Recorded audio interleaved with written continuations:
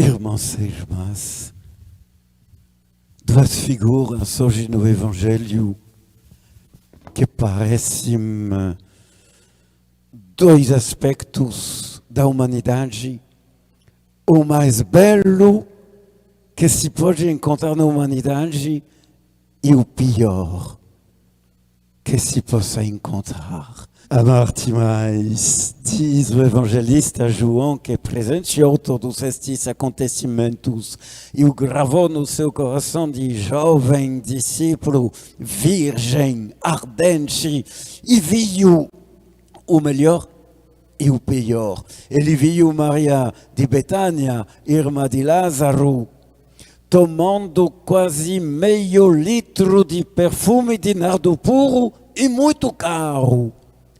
Ungir os pés de Jesus e enxugá-los com seus cabelos.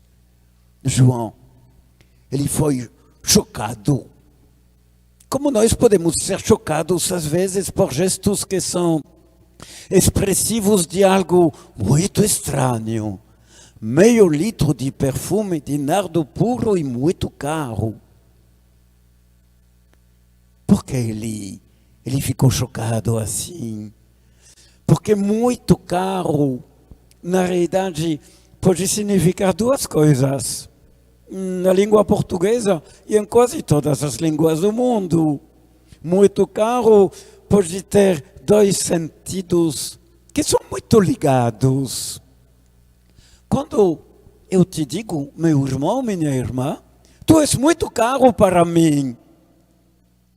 Eu não falo de valor financeiro. Eu falo que tu és muito querido por mim. E se eu digo que esta palavra de Deus pelo profeta Isaías, tu vales muito caro aos meus olhos, diz Deus, e eu te amo.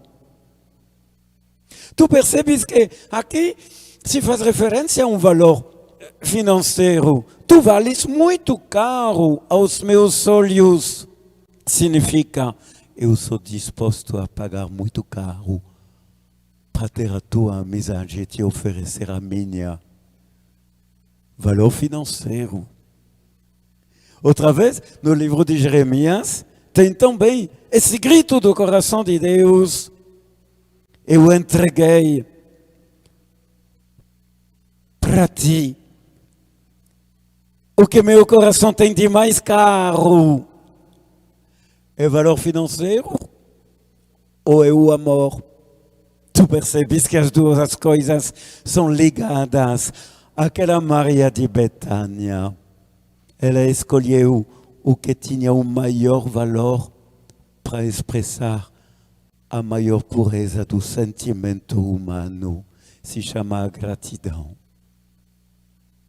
A gratidão é com certeza um dos sentimentos mais fortes que possam habitar no coração humano e arrastá-lo durante uma vida toda. Nada pode compensar o que eu recebi de ti, Senhor. E em troca, como em valor financeiro, eu te dou tudo o que eu tenho.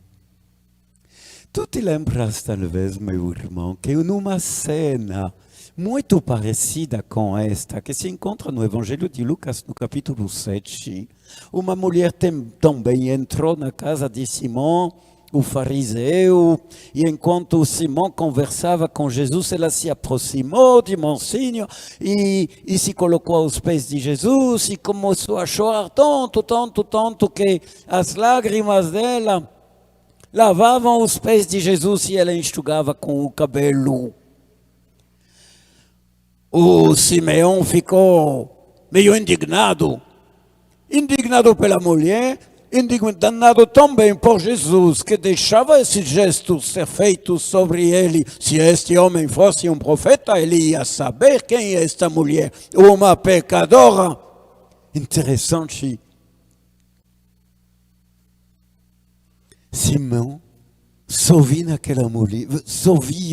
naquela mulher uma pecadora. E Jesus diz, não é bem isso não. Quando eu entrei na tua casa, tu não lavaste minhas mãos, nem lavaste meus pés. Ela lavou os meus pés com suas lágrimas. Por quê? Porque aquele ou aquela a quem mais se perdoou, mais ama. Ela muito amou. Está vendo o que significa a gratidão? Amaste mais que a mim mesmo, amaste mais que tudo que há aqui, amaste mais que aos mais queridos, amaste e dar a vida só por ti. Tu compreendes o que faz a beleza da vida e do ser humano diante de Deus? É saber responder exatamente a esta profissão de amor que Deus faz em Isaías. Tu vales muito caro aos meus olhos. E eu te amo. Assim fala Deus. E como tu responderás, meu irmão, minha irmã? Agora temos também neste Evangelho esta segunda figura. Dos 12, aquele que havia de entregá-lo, ficou zangado. Parece que João conseguiu entender, depois do choque inicial, do meio litro de nardo, João conseguiu enxergar o amor daquela mulher, Maria de Betânia. Mas Judas não enxergou nada. Ele viu o desperdício. E João acrescenta, não foi bem o desperdício, é porque ele cuidava da bolsa comum e tirava dela para si. Como o ser humano, quando em vez de ser habitado pela gratidão, é apenas habitado pela busca do seu próprio interesse e não entende mais nada o amor. Nem vê o amor que recebe e não dá nenhum valor aos gestos de amor que possam ser manifestados para expressar a gratidão. Judas é terrível. Ser habitado pela busca constante do próprio interesse é terrível. Nos torna cegos em relação a tudo que nós recebemos de Deus e do próximo. Meu irmão, deixa eu aplicar isso à nossa situação de distanciamento social. Às vezes, temos que ter força para impor a nós mesmos esse distanciamento social por amor ao próximo. Mesmo se o próximo nos pediria mais proximidade física, sabemos que esta proximidade física ela pode ser causa de contaminação e até de morte. Vou chamar amor uma busca irresponsável de proximidade física. Eu sei o quanto tu te sentes triste por ser privado das nossas celebrações e de maneira especial durante essa Semana Santa. Gostaria que tu refletisse um pouco o que o Papa sente quando ele entra nesta Semana Santa sabendo que ele não vai encontrar uma pessoa na Basílica de São Pedro ao longo de todos esses dias, mas é para o bem. É para fortalecer-nos nesta determinação ao distanciamento social. Oferecer a nossa presença é que seria catastrófico e sinal de bem pouco amor.